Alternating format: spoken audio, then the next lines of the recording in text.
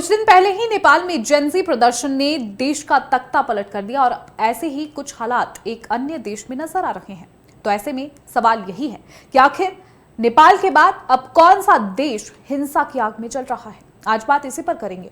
तो बता दें कि नेपाल के बाद अब फिलीपींस में भी सरकार के खिलाफ लोगों में जबरदस्त आक्रोश दिख रहा है। हजारों की संख्या में लोग सड़कों पर उतर आए हैं। रविवार को फिलीपींस की राजधानी मनीला में हजारों प्रदर्शनकारियों ने सड़कों पर उतरकर अपना गुस्सा जताया। प्रदर्शनकारियों की भीड़ इतनी अधिक थी कि पुलिस के लिए उनको संभाल पाना भी मुश्किल हो गया। ऐसे में सबसे पहला सवाल यही है कि आखिर फिलीपींस की सड़कों पर लोगों को यह प्रदर्शन क्यों करना पड़ा। अब इसके बारे में आपको बताएंगे, ग्राफिक के जरिए से समझेंगे।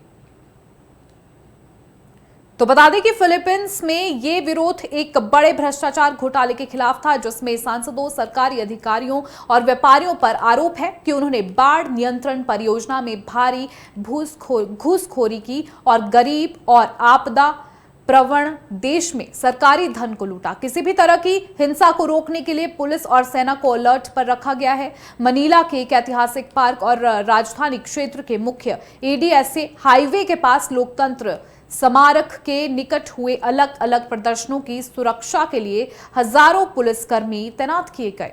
फिलीपींस में भारी विरोध प्रदर्शन और हिंसा को देखते हुए अमेरिका और ऑस्ट्रेलिया के दूतावासों ने अपने नागरिकों को प्रदर्शन से दूर रहने की सलाह दी है। प्रदर्शनकारियों ने फिलीपींस के झंडे लहराए और एक बड़ा बैनर दिखाया जिस पर लिखा था, अब और नहीं, बहुत हो गया, इन्हें जेल भेजो।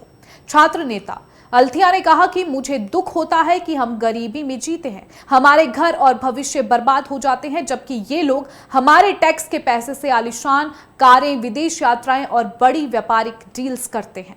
आपको बता दें कि लोगों का आरोप है कि फिलीपींस की बाढ़ परियोजना में बड़ा घोटाला किया गया है। वह बुलाकान प्रांत की निवासी हैं, जो बाढ़ से प्रभावित इलाका है और जहां बाढ़ नियंत्रण परियोजनाओं को या तो घटिया बताया गया है या कहा गया है कि वे वास्तव में कभी हुए ही नहीं थे।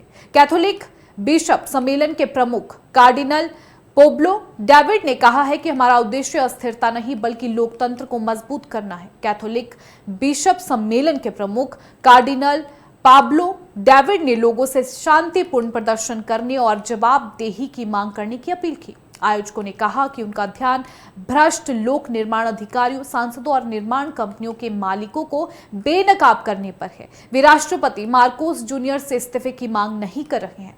अब अगला सवाल, आखिर कैसे हुआ ये घोटाला।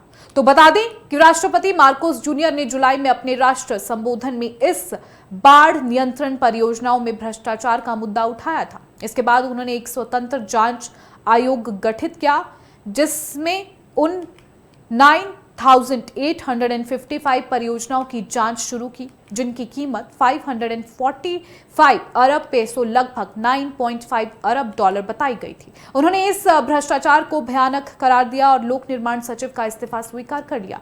आपको बता दें कि प्रशांत महासागर में बसे फिलीपींस के राष्ट्रपति मार्कोस ने सोमवार को कहा है कि सड़क पर प्रदर्शन करने वालों को वह जरा भी दोषी नहीं मानते हैं। मार्कोस ने कहा कि फर्जी बाढ़ नियंत्रण प्रोजेक्ट में भ्रष्टाचार को लेकर लोगों का गुस्सा बढ़ता जा रहा है। अब इस आधारभूत ढांचे के प्रोजेक्ट्स में स्कैंडल से फिलीपींस की राजधानी मनीला में हाल के दिनों में कई विरोध प्रदर्शन हुए। यूनिवर्सिटी ऑफ फिलीपींस के परिसर में हुए एक विरोध प्रदर्शन में 3,000 छात्र शामिल हुए थे।